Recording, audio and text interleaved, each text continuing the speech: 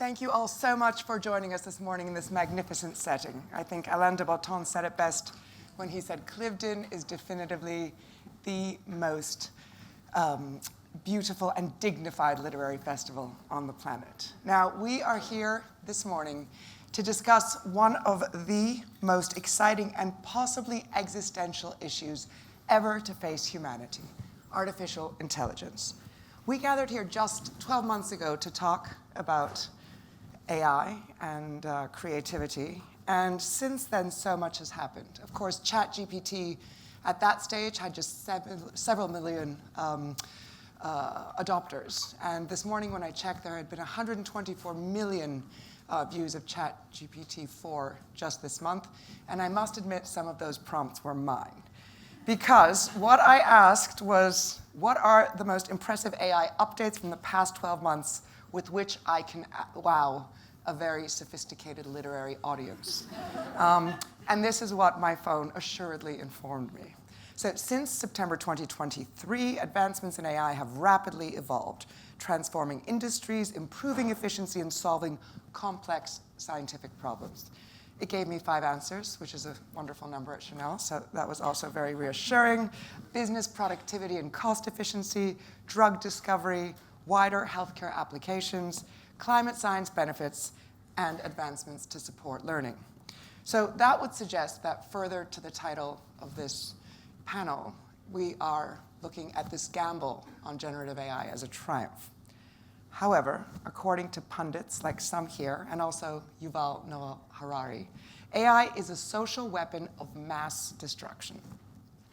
And the daily headlines warn of clear threats on the horizon. We have algorithmic bias, the perils of the gig economy, IP theft from all manner of artists, data colonialism, deep fakes, automation bias, cybersecurity threats, weaponization, autocracies gone perilously wrong. So, AI, triumph or terror? Today at Cliveden, we are going to assess the current state of play. With us, we have brilliant panelists, and without further ado, I will introduce them. Alexandra Mousavizadeh is co-founder and CEO of the AI benchmarking company Evident, which counts among its clients most of the world's major banks. Alexandra has 20 years' experience in building indices for nations and companies on economic and technological issues. She is a Danish economist with a specialization in game theory, so she is particularly well-placed to be at the core of this question. Murgia, you may know, of course, as the award-winning journalist who is the first artificial intelligence editor at the Financial Times. Her brilliant book, Codependent, published this year. You don't have a book yet, Alexandra. We're 2 for 3. Her brilliant book, Codependent, published this year, has been shortlisted for the inaugural Women's Prize for Nonfiction. And Albert Reid, so well known to the festival and so well known for his illustrious career as a writer and media executive, launching and leading global businesses for Condé Nast. His brilliant book, The Imagination Muscle, was published last year to wide acclaim and described by The Economist as a moving hymn to creativity. Okay, Alexandra, AI, since we were here last year, is such big business. We've seen the hundreds of billions being best invested in that race to the top. Can you tell us more about how you see that race developing? Yes, it's certainly a race. So as Yana mentioned, my work takes me deep into the engine room of the AI adoption in businesses and in banks in particular. But if I zoom out, really what we're looking at is a race on 2 levels that has knock-on effects on other things like geopolitics and the energy transition and so on. But the 2 levels at this race, from my vantage point at least, is taking place is one at the development level. So all of this money that Yana was mentioning, the billions and billions going into AI development and chip manufacturing and so on, is sort of a winner-take-all race. The second race is happening at the business level. So the race to adopt, and the race to adopt quickly. If you don't adopt quickly, and you adopt at a slower pace than your peers, you may go out of business. So we're seeing this race going on at these 2 levels. And at the development level, you know, the vast amounts of money that's going into the development of AI and changing it at an accelerated pace. There was a very interesting and quite controversial conversation some weeks ago with Eric Schmidt, who was out in Stanford talking to Eric Bjørnelsen in a setting with some students, and he was asked about what his view was on where this was going, and he said, frankly, I have to change my view every 6 months. It is surpassing Moore's law. The acceleration of change at the front end is going at such a clip that we really don't know. We're flying blind. We don't know what is 6 months out. We don't know what is 12 months out. But what we do know that all of this money going into the development of AI is moving it at such a pace that we're not only sort of gone in from sort of classical AI, move into generative AI, we're now also moving into agentic AI, which means that one prompt can serve in many, do many tasks at once without needing to reprompt the AI. So we're moving into this agentic AI, and of course you've got quantum on the far end of all of that. That is also going to be very transformative. So that's where we're seeing sort of the race on one hand playing out. And then there is this conversation around whether the proliferation of what we would call generative AI or large language models is happening, of course, on one hand with lots of providers like Anthropic and Mistral and Hugging Face and OpenAI is happening. And then you've got, and the investment is going into that, but you've also got the big players putting a lot more money in. So what we were looking at maybe 6 months ago, looking at this gap between where the smaller large language models were compared to where the big players are, is actually not closing. So we'll probably see a shakeout, and that a lot of that capability is going to rest on the hands of the few. So that's one of the sort of things on the horizon. And on the business level, we see that also play out. And so, Alexandra, I think in that race to winner takes all, you've been very much encouraging that adoption. I'd love to turn to Madhu, who, when I suggested yesterday she might be more of a pessimist, suggested she was definitively a realist.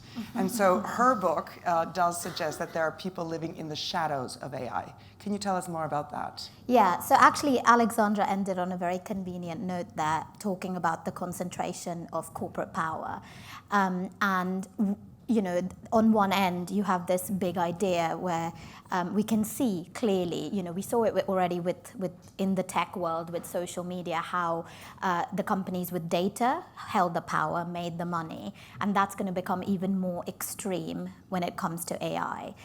My book, I started on completely the other end of the spectrum, which was I decided I'm not going to Silicon Valley, I'm not talking to any CEOs there, which is what my day job is, but I really wanted to figure out, to investigate what AI looks like for us. So ordinary people going about their daily lives, at work, your kids' school, at your university, wherever you may be.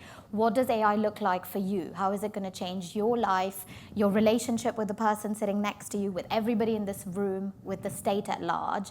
Like how is it going to change what humanity looks like in a few years' time? And the way to do that for me was to go and find people whose stories I could tell. So I traveled to 8 countries, and the book spans 10 countries in total.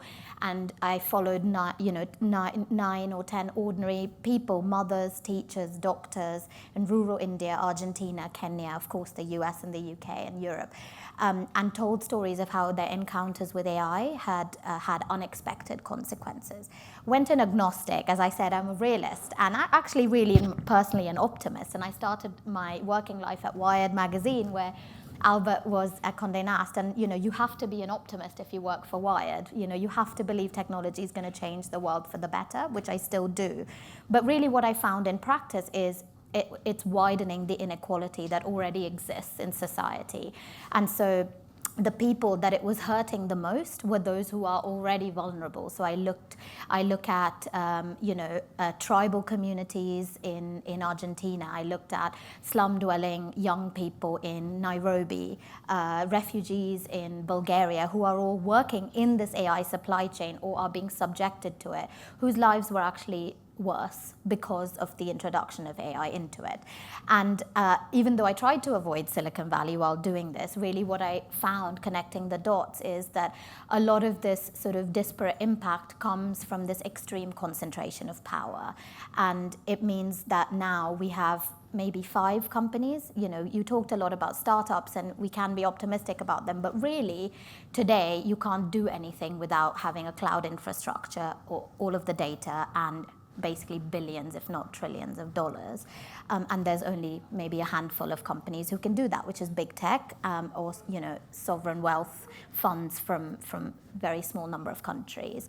And you're seeing that will play out to essentially impact how we all live our lives. So those who are going to benefit will be those who we already expect to benefit in this. But it's harder for me to see the upsides for those who we're trying to bring along on this journey when that is the original promise of AI. And I think unless we do something about it, this is how it's going to go. In the last panel, Nikki Haslam commented on what is common in 2024, and Uber came to mind. That was one of his, along with loving your parents. And Uber cheats and slaveroo are terms that you do reference in your book. So I think we'll come back to that in terms of who are the winners and who are the losers. But I think those 9 stories are so pertinent because they're not just projecting out into 6 months, 6 year, 6 centuries. They're really showing you what's on the ground right now. And as you say, the people who are really working to feed the machines, to teach the machines, to make the machines accelerate at this pace. Albert, there's no better place to talk about the business of writing in terms of publishing. And I think when we sat here 12 months ago, we were looking at lawsuits, the Writers Guild, and what was happening in terms of the confrontation between IP and writers. Here we are 12 months on. Madhu's employer, FT, has done the deal with the devil with OpenAI, perhaps, or just done what is existential. So it's an interesting question in terms of Condé Nast, FT aligning with OpenAI, others like New York Times staying out. Can you shed some light on that? It's to Madhu's point about the concentration of power and the shift in dynamics between publishers and their readers and who controls the choke points between them. In the old days, when we published magazines at Condé Nast, you distribute them through the Royal Mail and through Smiths and through Tesco's, and you had a whole array of options, so you held the power. And then you moved on to the digital world where the power shifted to the likes of Google and the platforms. But nonetheless, there was still an equation that made sense for publishers, and there was an implicit deal that the publisher would allow Google spiders to crawl all over our pages, and then in return, they would send their gushing rivers of audience in our direction, and then we could sell advertising or sell subscriptions off the back of that deal. But the new deal, the new AI model is when somebody looks, for example, say they write into an AI model, give me a summary of the latest New Yorker article on the Ukraine. Instead of sending you to the New Yorker through the Google search engine, they can quite easily just give you the summary without the user ever touching anything to do with the New Yorker. So we have this real problem now, which is being addressed in different ways, around how you manage this and how you stop what is effectively grand theft of copyright. Somebody called it money laundering for copyrighted data. And this is what we're effectively doing, is we're allowing plagiarism to take place. And the less scrupulous AI engines are very, very clever at hiding their sources and mixing them up. So it's quite difficult for individual publishers to say, hey, that was something that we paid for. That's something where we sent out a journalist to research for a month and to bear witness to something in the outside world, to come back and write it. We need to get paid. And that is a problem that is facing the publishing industry at the moment. And the ways that it's being addressed, as you said, is through lawsuits, through some deals being done by the FT, by Condé Nast, and the sums of money are opaque. And I think that probably what I would do in that position. But what you're doing really is you're implicitly condoning the model, and you are getting a short-term hit in terms of revenue generation. But what happens in 2-3 years' time? I mean, this has happened with Google in Australia, where there have been instances where Facebook and Google have done deals with publishers, and then a couple of years later they say, "That's actually, you know what? We're done with you, thanks." And so it's a short-term fix. And so the worry is that we're going to find ourselves not really solving the problem. In the meantime, last year 20,000 jobs were lost in media in the US, and it continues today. So it's a real existential problem for the media. Interesting. I wonder hopefully, if we're invited back this time next year, we're sitting and looking at the New York Times and wondering if that is, in itself, a desire to go it alone, or perhaps some cynics might call it a negotiating tactic to get the best deal possible, appreciating that staying out is not really an option. I guess the other complexity to it is what do governments do, and there's this idea around innovation and the EU stifling innovation, and this recent report showing the EU has not grown as economically in any way as fast as the US. And a lot of that's put down to overly regulated tech. So that's the dilemma we face. Regulation versus innovation, such an exciting topic, which we'll come back to. I guess when in your space, Alexandra, staying out is not an option. Can you give us some concrete examples of how the 25 banks that you're working with around the world that employ hundreds of millions of people in total are adopting AI and ensuring that they are staying ahead? How are they doing that, and what does it mean not to be at the top of that pack? Yeah, no, and it's the regulation question is a good one because that plays into that, working out what that means. But we'll get back to that, I'm sure.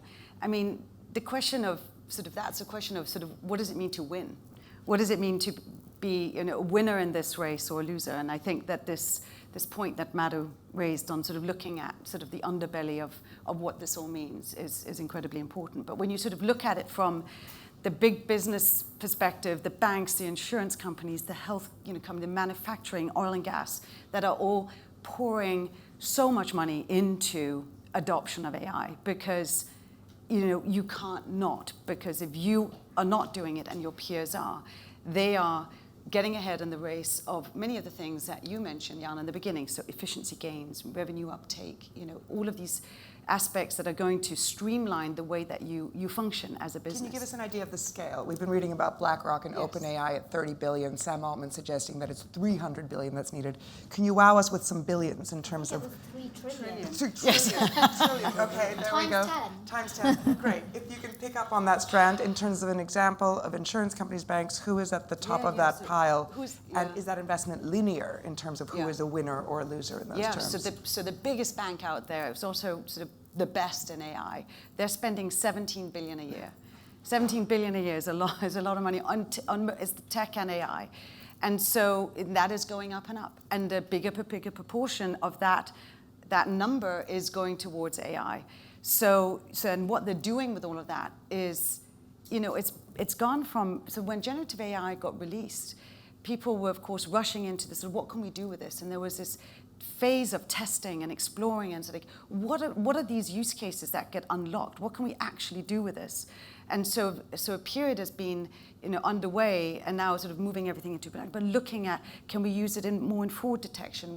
Can we use it to speed up our financial analysts? Can we use it to read complicated and boring legal documents? And it's yes to all of that, and yes to maybe 1,000 use cases that they're looking at in the bank, and figuring out what to focus on. And now we're moving from this testing phase to going into production. So everyone is looking at, and in earnings calls you'll see, what is the return on investment on that big number that's going into AI in a bank like that. But those are, in the big companies, we're looking at 10 to 20 billion a year just going into AI and technology. So that's the size of it. And so what's the size? Madhu, go ahead. What's the size of the prize? I was going to say, banks have always been early adopters when it comes to AI systems, not just generative AI, but machine learning that can analyze huge amounts of data that's flowing through their systems to look for fraud and so on. So I would say they're quite a special case. But from my perspective, again, coming in as the realist, right, I talk to boards, CEOs of companies. Yes, there is a race to adopt it, but nobody seems to have figured out why. And that's from where I'm sitting. I'm like, but have you, you're the CEO of a big bank or an insurer. You sit on the board of a massive pharma company. Why are you putting this money in? What are you hoping to get out of it? And nobody knows. Nobody has an answer. I mean, even when you look at the tech companies, they're the biggest adopters of their own technology. They have to be. The only answer I really seem to have got out of it is coding, which is kind of ironic given that they're the people who invented it, who've created a machine that can do their job as well as they can. They don't seem to see the irony of that. Very excited about it because they're optimists. But it's interesting because they are now, if you're a software engineer, you're basically not doing your job without AI. And they say that it's a huge efficiency gain. They will start to make more money from it because if more people can code, you can build more technology, and I can see how that's knock on. But nobody else has quite figured out what is the killer app for this technology, other than writing your emails for you or analyzing transcripts. And I just feel for me, that's not a trillion-dollar outcome. Can't we say that medical research and things like that are being separate. Dramatically improved? I think that healthcare and scientific progress is the case where I'm very optimistic about how AI is going to change invention, discovery, progress for humanity. But that's very different to adopting it in a workplace where, like, your CTO has a budget that, I think the workplace is very interesting. We spent that week in Seattle with Microsoft, and that push for Copilot adoption to corporates such as ours, which have 40,000 people, and those licenses that Microsoft and companies are so keen to press on. I think there's also been this pause at the moment, right? There was this promise of the great unknown, and now there's the realization that that price of adoption might also drop. So it's interesting, as Eric Schmidt says, that in 12 months the world will be unrecognizable. Before we turn to creation, what are your thoughts in terms of the time horizon in front of us, in terms of whether this is 6 months, 12 months, or whether we're on a 5 to 10 year journey and everyone can hold on because we can do this panel every 5 years? How do you feel about the timeline? So I think, again, you split it in two, right? The timeline on capability is accelerating. We can't even, where we thought we would be back 2 years ago, we're far ahead of that in terms of the capabilities that are being built, in terms of, Gen AI, agentic AI. Precisely. Can you give us a precise example of what is ahead of that as you see it among the 25 of the world's largest banks that you work with? Yeah, it's a bit like looking around corners, because we're flying a bit blind, because we are already now producing tools that are agents, right? So I have a prompt, and it can actually do 10 things down the line of that prompt. So that is an area we didn't think that we were going to be. But I think on the other side, to Madhu's point, the adoption is, the banks and the insurance companies are throwing all of this money because they don't want to lose out on what the potential promise is. So this sort of not completely knowing exactly what the return on that investment is absolutely accurate. But what is true is that eventually is going to sit on every device, on every email, in every process. We're going to rethink processes, put them back in, and because the AI is going to give us new ways of doing things. But the adoption process is so difficult, and it's taking much longer. So I think capability-wise, we're going to be ahead. Adoption-wise, we're going to be behind.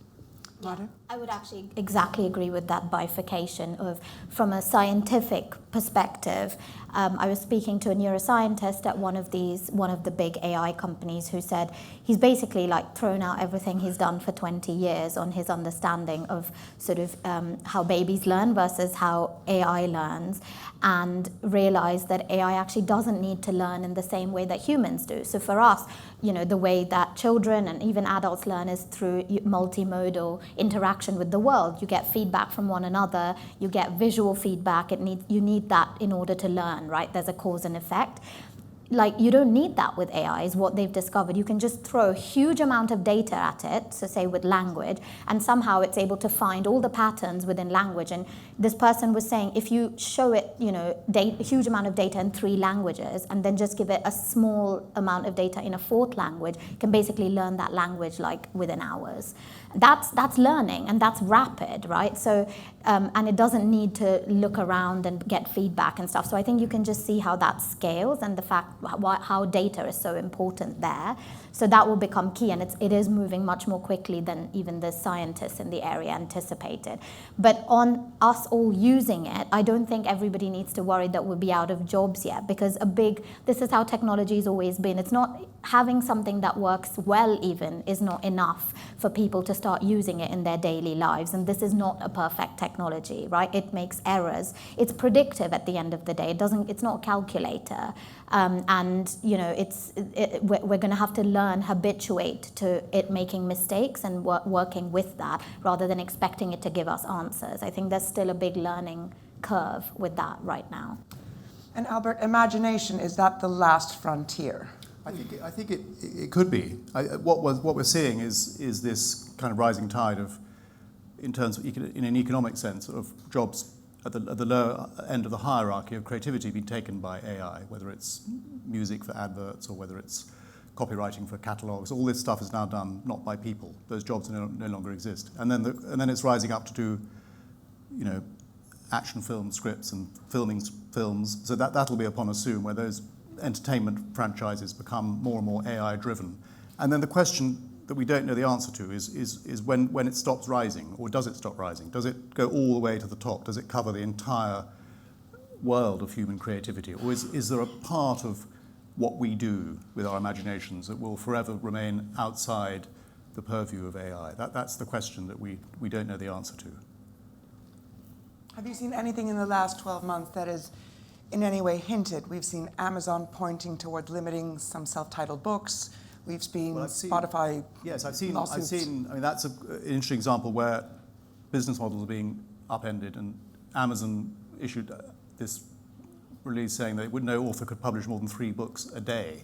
So that is indicating that AI is already producing these books. Whether it's a book about DIY or one of these very basic books, cookery books, that they can just churn out very, very quickly. So that is, that's upending that model. The likes of Midjourney and ChatGPT, they get better and better, and the way that they can convert text into images and images into sounds, all that is very, very impressive. But it's kind of impressive up to a point, in my view. I don't really see anything very profound, anything kind of that makes me feel that the summit of artistic endeavour is at risk, or is something that will be replaced by technology. I don't see that. I think you're in good company with Salman Rushdie, who, of course, in his latest book, Knife, writes that art is not just a luxury, it is the essence of our humanity. And what I found so interesting from Alex Younger, whose brilliant talk with Niall Ferguson I caught this morning, was that he said that the failure to see the Iranian Revolution was not a failure of military, it was a failure of human imagination. And he said the same thing about October 7th, and I think that's fascinating to think about that. And if we rely too much on technology to do that work for us, then we lose our ability to think. I always hoped that was true, because I write about AI, but I'm a writer and a journalist, and so feel very personally impacted by these technologies. And I remember I always used to say this, when we appreciate art or read a book that moves us, it's because you're connecting with the human on the other end who wrote it. And then I remember there was somebody in the audience at one of the events I did who turned out to be an artist, who said, I don't think anyone cares who made it, because the way you respond to a piece of art or something that you're looking at, or even a piece of music, it's neurological, and it's not about actually people are connecting to the thing, to the creation, and AI can do that. And he was much more pessimistic. I don't have a say, but if I may, yeah. It's interesting in terms of surprise and delight, right? So at the moment there is autocomplete, which is really fascinating, as you say, so are Midjourney. But I think that's around the corner, that question of whether there's perhaps surprise, delight, imagination. Yeah, and I hope it means that people will still be consuming creative things because they can see the human intent and purpose behind it.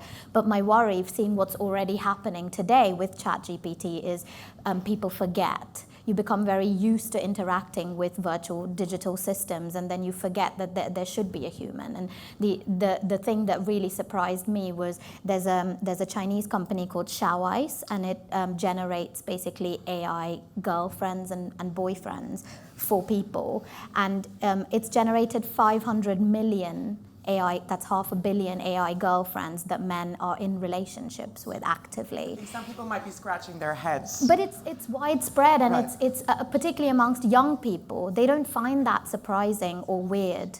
And I think we see it from maybe this side of 30 and upwards as like weird, but it's not to young people. So that's my concern. Who's checking in with ChatGPT weekly? Raise of hands.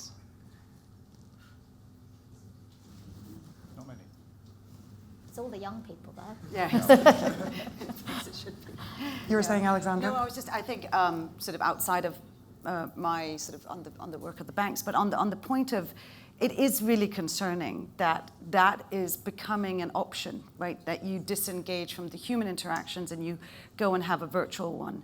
But there is also, I was talking to someone the other day who was saying that the AI assistance for mental health are actually also proving to be incredibly helpful in cultures where you might not feel comfortable talking to your siblings or your parents or friends about things that you're going through, and that they are using the AI support that is really lifelike, right? And that you can ask questions and you can get, is this right, and how do I do this, and I need support on that, has prevented suicides and things. I don't know the exact data, but I think that for the disengagement there's a group that gets disengaged, there's a group that does engage. And I think that it is, we're just going to see so many, there's a lot of dark with the light that comes with this technology. But just on that point, in terms of jobs, and I think that is a really important discussion, and I think it is, and different sectors will be affected differently. But when we look at technological change, it has always come with it a growth in employment, and it's different jobs. What my concern is the timing of this, that the AI tools get put in place, and it might take a little longer than we anticipate, but still as they move into the way we work, is it going to displace people quicker than the hiring happens? And so what happens in that delta moment? The companies that we see that are adopting it at a pace are actually the companies that are hiring the most. So that is a positive aspect, I would say. Madhu, you also broke the story about complex reasoning in the FT the other week. So in terms of what we're hearing now, that displacement, the rate of change, can you talk to that in terms of that Alexandra's evolution? talked about agents, right? And this is the new Silicon Valley sort of trend, like buzzword, where they want to, so you want to move from a chatbot, which is essentially you're just talking to it, it's passive, it's giving you answers to questions, and then you have to go away and act on that, to actually creating an AI system that will go and execute tasks for you. So instead of saying, write me an email that I will send, it will write you the email, find you the right person at, the salesperson at that company who you should be pitching it to, and then maybe send that email out. So basically to actually execute on your behalf, like an assistant or an agent. And I think this seems to be the hope for all of the big LLM companies, because it's so expensive to build these models, right? Hundreds of billions to train them up, all this data, a huge amount of energy. You now have hundreds of billions worth of data centers being built out over the next few years, so they're hoping that the payoff will be that you have an agent that essentially is your interface with the web. So you'll no longer need to download an app a day to sign up to your daughter's volleyball lessons or whatever. You now need an app for everything. Instead, you'll just have the one agent, knows what your calendar looks like, knows what you need to do, communicates with people on your behalf, and just gets things done. And for that, you need it to be able to reason, because it can't just give you an answer to a question. It has to know what to do next. So this is what OpenAI's release 01 last week is an example of. And they're not the only ones. Google is definitely working on the same, Anthropic and others as well, where essentially it will do chain of logic reasoning and say, okay, I need to do this, then that. Think it through for you. And so it's much better at solving sort of complex science, maths, those kinds of challenges. Can you take us through the scheduling of the netball tournament to biological weapons in terms of that journey? Not that different. There we go. But that's the thing, that famous sort of scientists who've worked on this for many years, like Yoshua Bengio, who's the Canadian computer scientist, who's one of the earliest people who built these systems. His big concern is the same system that helps you to design a new drug, the flip side, the same thing can also help you to design a new toxin or chemical weapon, and the more powerful the system gets, the more powerful the harms. And this time, I think OpenAI has designated the risk, the biohazard risk of its latest model as medium, which is the highest it's ever done.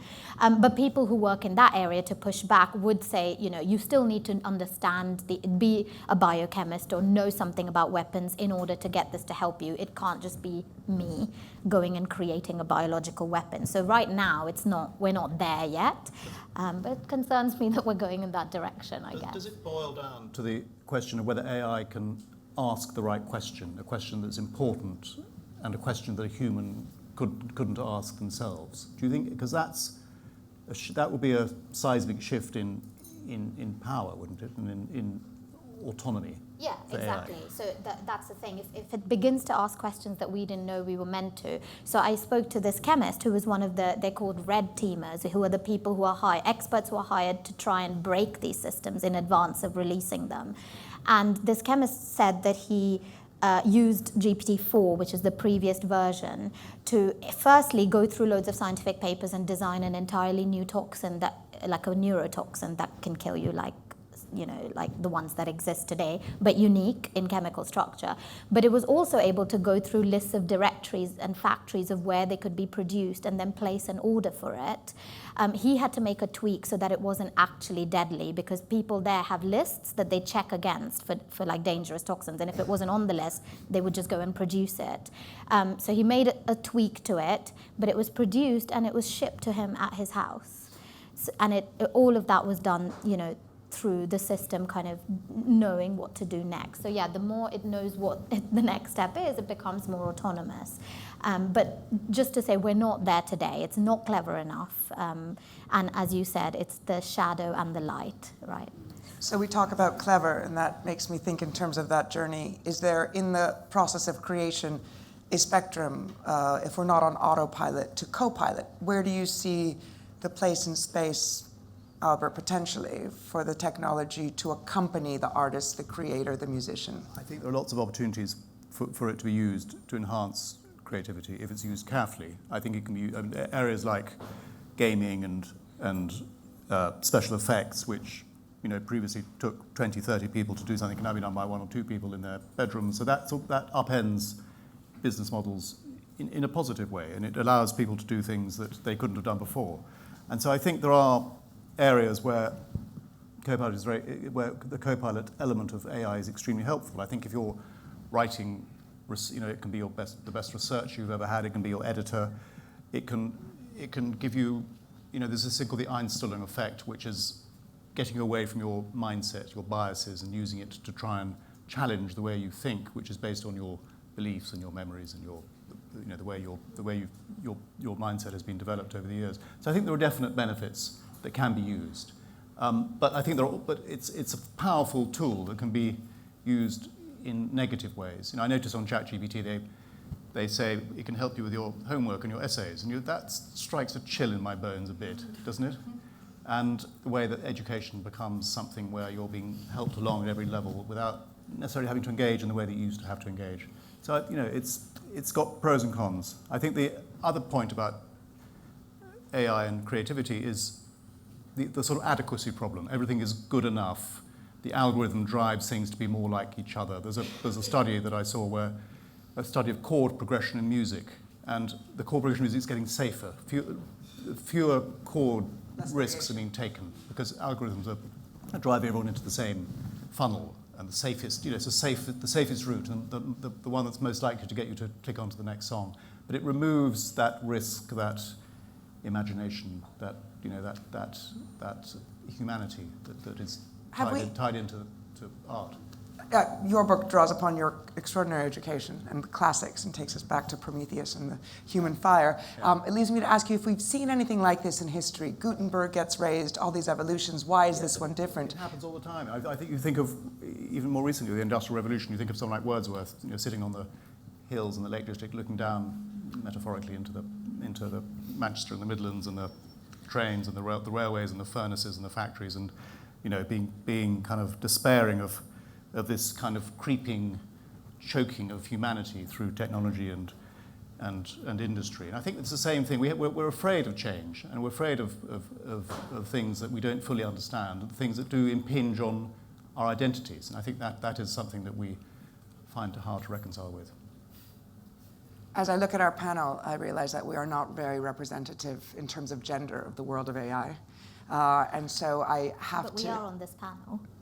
We're overrepresenting compared yes, to the world of AI. We're overrepresenting, which does not necessarily correlate with who is actually programming and who is actually driving, and what it looks like in terms of the generation of a lot of these codes and the training of the large language models. So in terms of that algorithmic justice, I guess, maybe I could turn it to some of our experts to talk about what it would take and what's going on right now. Who at the moment is driving a lot of the generative AI orchestration, and how do you see that evolving? Does this make it easier for women in AI because of so much of the front end being accelerated? It's woefully imbalanced, right? I mean, all of the tech teams... Can you give us percentages?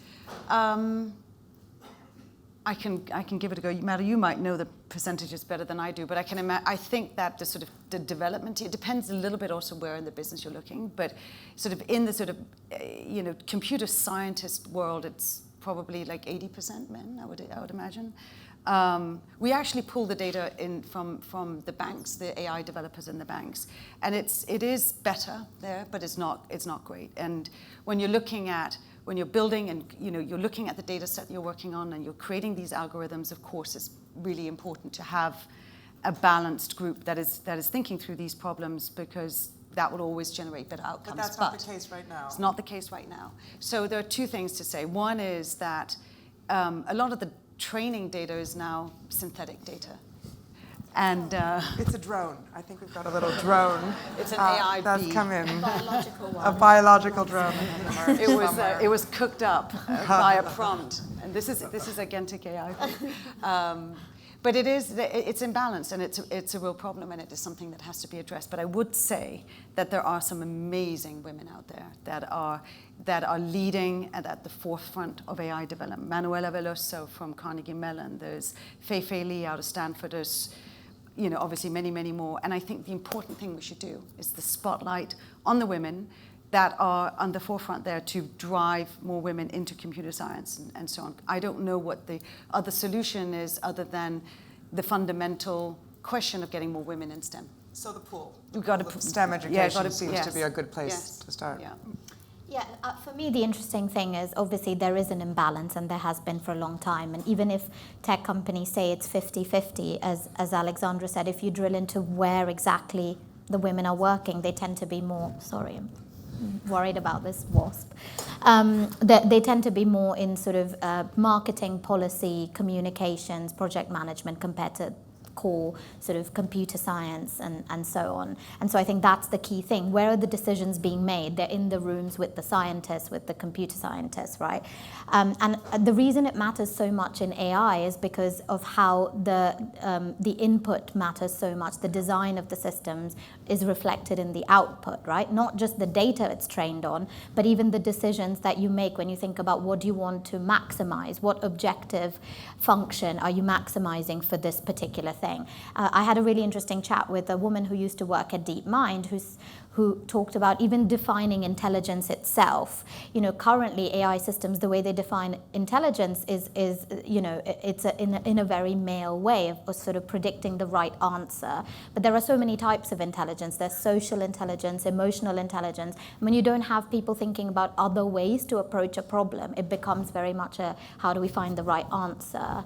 And because they're predictive systems, you end up getting biases and errors that kind of fall out of this. So it's not just important because it's good to have diversity in the room, and these systems are going to touch everybody, men, women of all kinds, but because of actually the outputs themselves and how they are influenced by the types of people and the decisions that you make when you're inputting. Madhu, you mentioned DeepMind, and of course it reminds me that Mustafa Suleyman recently said, as a technologist and entrepreneur, I am by definition an optimist.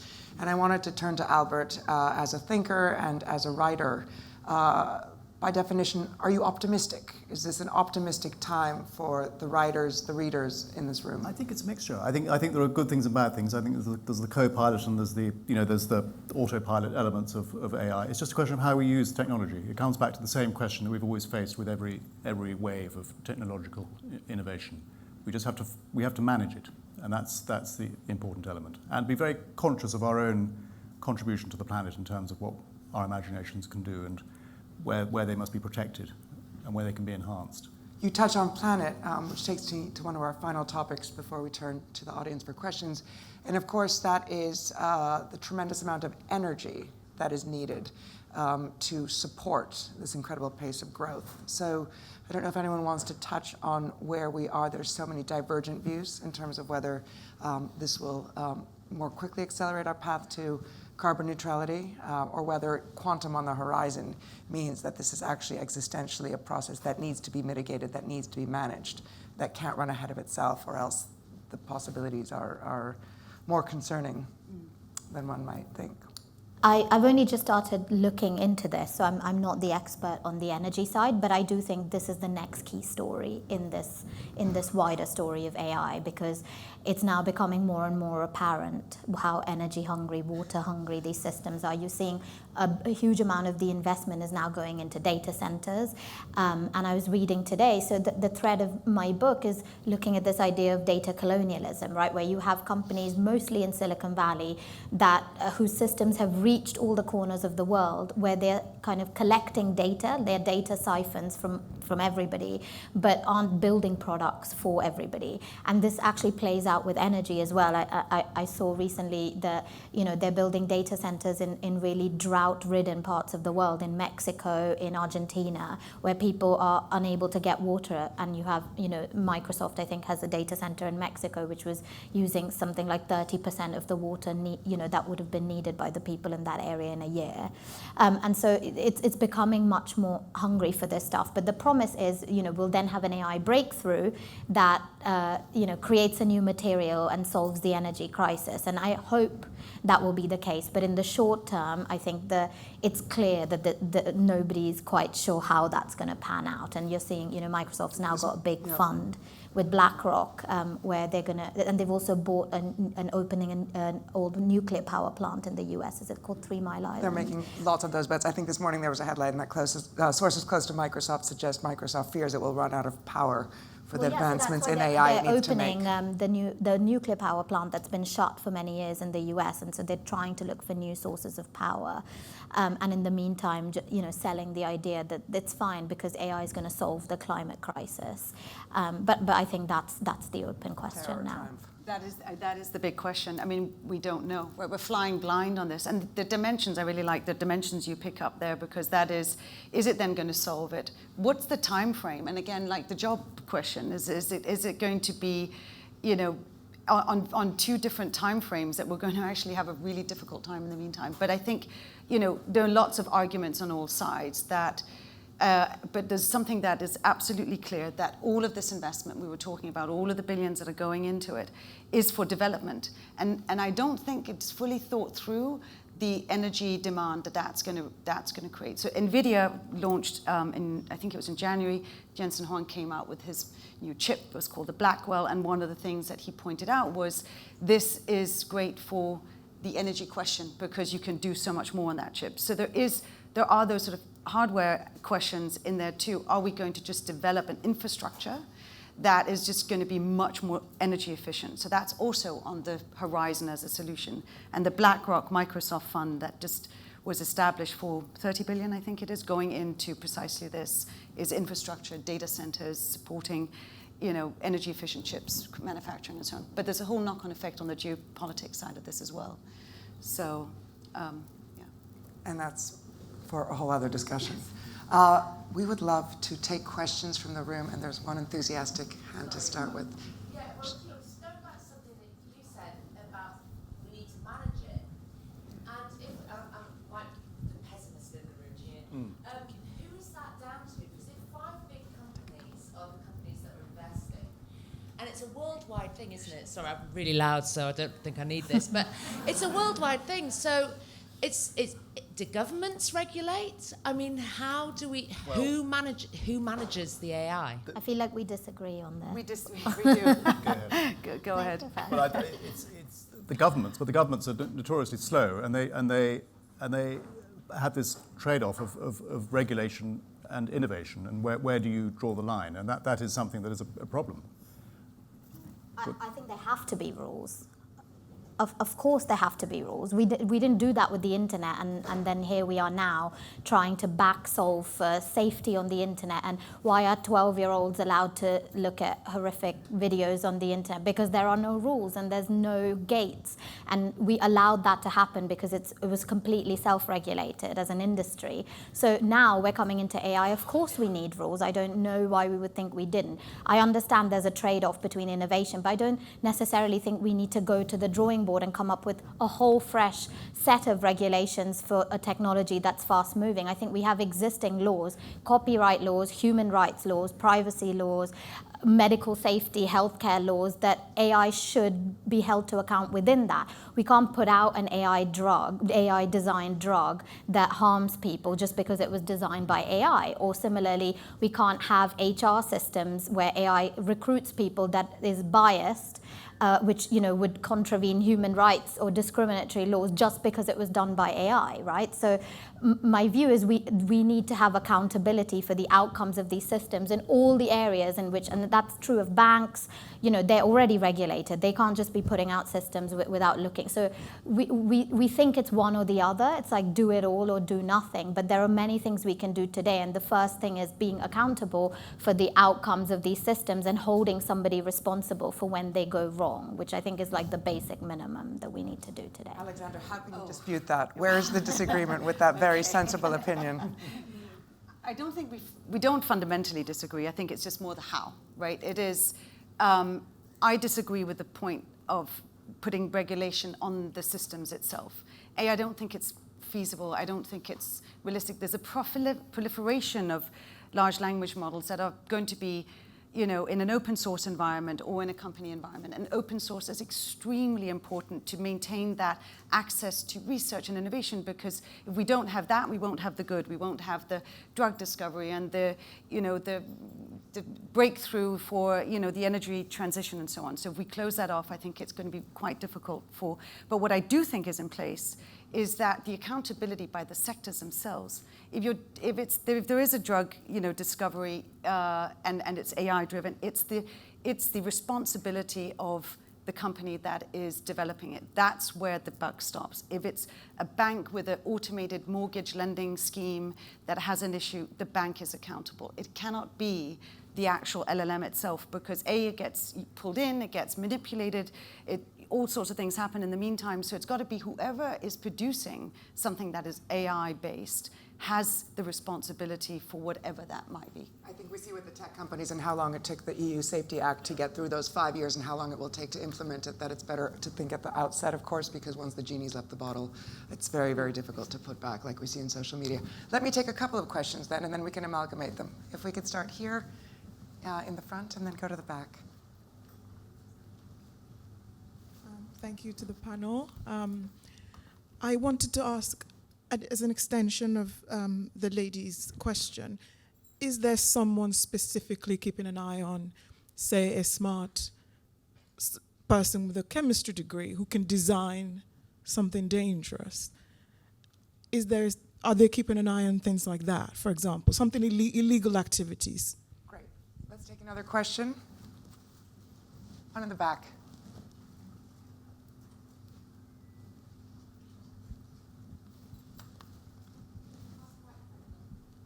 Just on the question of races, I mean, is it one singularity or multiple singularities that emerge?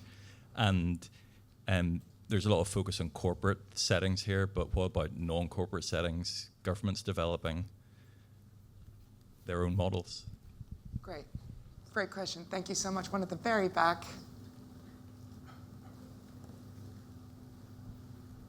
Touching on what he's saying there, I'm curious if there's anything in the legal field in which AI might be utilized to start writing laws or establishing anything of that nature. Is there anything being done in that or being discovered in that people should be aware of?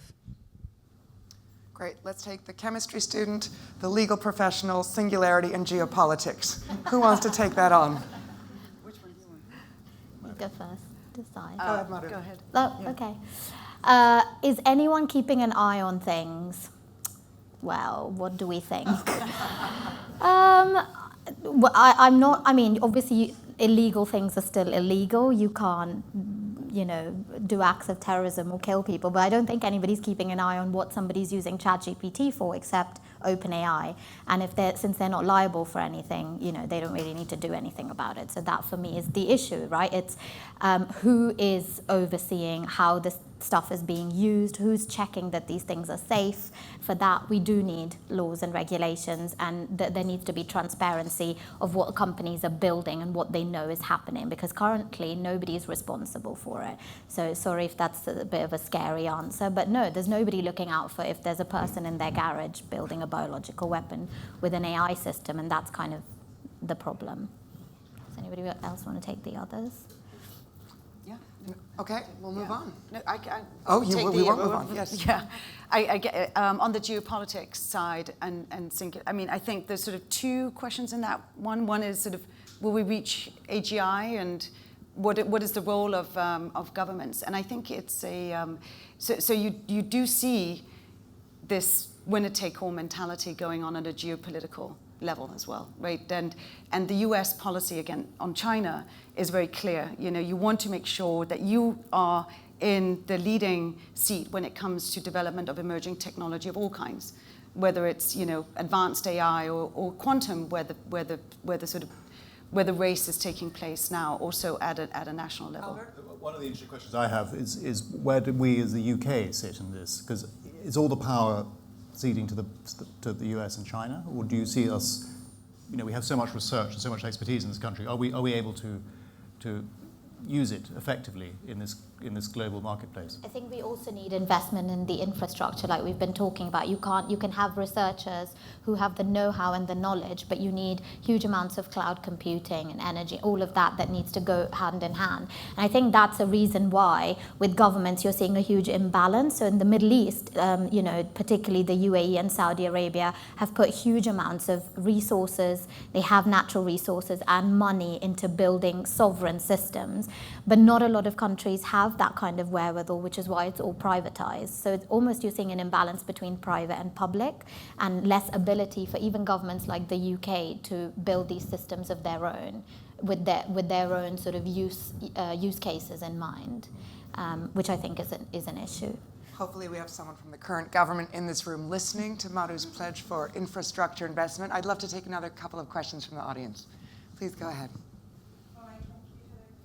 We'll take another group.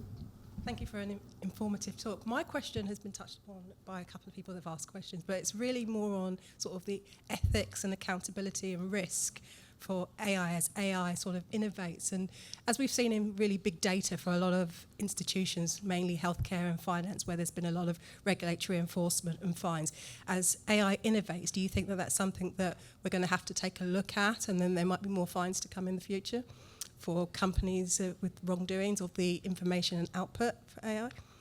Thank you so much. Great question on ethics, and we've got three more in the back. Can I ask the question, with proof of ownership of assets, be they equities, bonds, bank accounts perhaps, all being electronic, does the panel think, and perhaps banking is the most obvious source of response here, that it is inevitable that at some point AI-enhanced hackers will effectively bring our capitalist system to a standstill overnight? That one may be hard to answer in our final 3 minutes, but it's a wonderful question, and I'm glad that we heard it in this audience. Maybe the last question that we can muster from the front here. Great talk. I apologize if my question's been asked before, but from my understanding, technological advancement has led to creative destruction and a better amalgam of ideas. But in this case, it seems to me that it's enhancing the incumbents because they own the data sets. I know you've touched on data colonialism, but if I give an example, Microsoft is the leader in enterprise. And if we're looking at enterprise AI, they would own it, for example. So this is not a regulatory thing in terms of keeping a check on responsibility, but they own the sets. So how do we disrupt the incumbent is my question.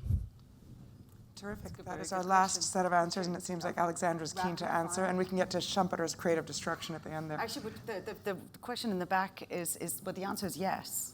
I mean, it is possible to hack the system, but that has always been an issue. I mean, cybersecurity and the way, and all of the walls that businesses put up to be in front of the tools at the hands of any sort of cyber hacker is. But of course, it gets more and more sophisticated, and it runs faster and faster. So there is that risk always. If I just quickly could answer your question, I think that is, and I think that's sort of where we started, right? This race is going to put the power in the hand of very few companies, and to disrupt that is going to be very difficult, right? Albert, you're shaking your head. Yeah. Losers.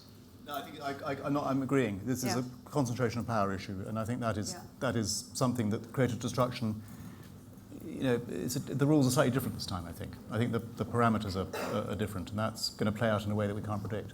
I would say the way to disrupt it is to have other nexus of power, other participants in this, not just the conversation, but in the building of this thing and the implementation, other types of businesses, but other actors like civil society, like governments, people who have different objective functions to just maximizing your profit so that we can build other types of systems. I'm currently writing up a lunch with the FT with Meredith Whittaker, who's the president of Signal. And, she's trying to build a messaging system that does no data collection, is fully encrypted and private, and yet is reaching hundreds of millions of people. So she's trying to build an alternative to the sort of surveillance capitalism business model that we're seeing with big tech. And that's what we need to do, people to build other models of making money from this and other use cases that come out of it, so that it's the whole revolution isn't just driven by corporations whose main objective is obviously to make money. We need other types of motivations. Madhu, that is a very optimistic note on which to leave this panel. I have to say a tremendous thank you for being here. I think we've raised as many questions as we may have answered. AI raising the ceiling on what is possible, but also raising the floor on what is available. So thanks again to the founders of this festival for having us here. Hope to see you next year.